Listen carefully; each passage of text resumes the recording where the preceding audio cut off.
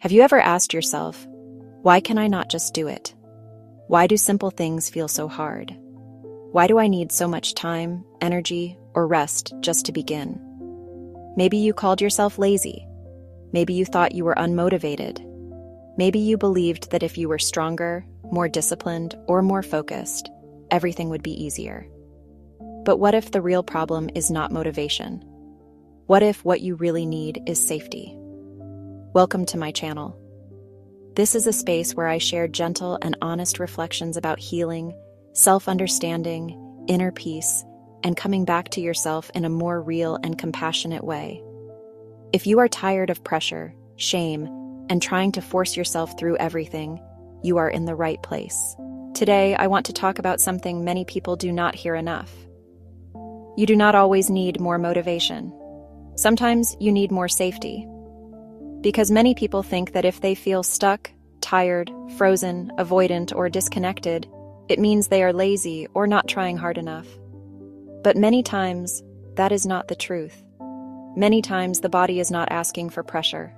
It is asking for safety. And when we do not understand that, we keep blaming ourselves for responses that may actually come from overwhelm, fear, exhaustion, or emotional survival. Motivation is often treated like the answer to everything. If you cannot start, you need motivation. If you cannot focus, you need motivation. If you keep avoiding something, you need motivation. If you feel tired, stuck, or disconnected, you need motivation. But that is not always true. Because motivation grows more easily in places where we feel safe. It is hard to move forward when your body feels threatened. It is hard to focus when your nervous system feels overloaded.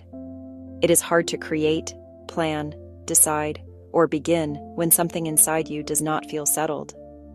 Sometimes what looks like laziness is actually protection. Sometimes what looks like procrastination is actually fear. Sometimes what looks like lack of discipline is actually a tired body asking for relief. And sometimes what looks like I do not want to is really I do not feel safe enough. This kind of safety is not only physical, it can be emotional safety. The safety to make mistakes, the safety to be imperfect, the safety to rest, the safety to speak honestly, the safety to try without punishing yourself, the safety to exist without constant pressure. Many people grow up learning that love comes with pressure, that rest must be earned, that mistakes are dangerous, that being slow is shameful, that being emotional is a problem, that being human is somehow not enough. So later in life, they try to force themselves into productivity, discipline, and achievement, but inside, their body still feels watched, judged, rushed, or unsafe. And when the body does not feel safe, it often does not respond with motivation. It responds with tension, with avoidance, with shutdown, with tiredness, with brain fog, with emotional heaviness. That is why I believe this question matters. Not only how do I become more motivated, but also, what inside me does not feel safe right now? That question can change everything, because it shifts the energy from blame to understanding. Instead of saying, what is wrong with me? You begin to ask, what am I carrying? What feels heavy? What feels unsafe? What part of me is trying to protect me? And that changes the whole conversation. Sometimes you do not need a harder routine. Sometimes you need gentleness. Sometimes you do not need more discipline. Sometimes you need rest. Sometimes you do not need more pressure. Sometimes you need permission. Sometimes you do not need to force yourself forward. Sometimes you need to feel that where you are standing is safe enough for your body to soften. To me, healing is not only about becoming stronger. It is also about becoming safer inside yourself. It is about creating an inner space where you do not attack yourself for being tired, where you do not shame yourself for needing more time, where you do not call yourself lazy every time your body says, I cannot do this like this. Because when safety begins to grow, something beautiful often happens. Breathing becomes easier. Clarity comes back. Energy returns more naturally. focus feels less forced, and the things that felt impossible begin to feel more reachable. Not because you bullied yourself into movement, but because your system no longer feels like it must survive everything alone.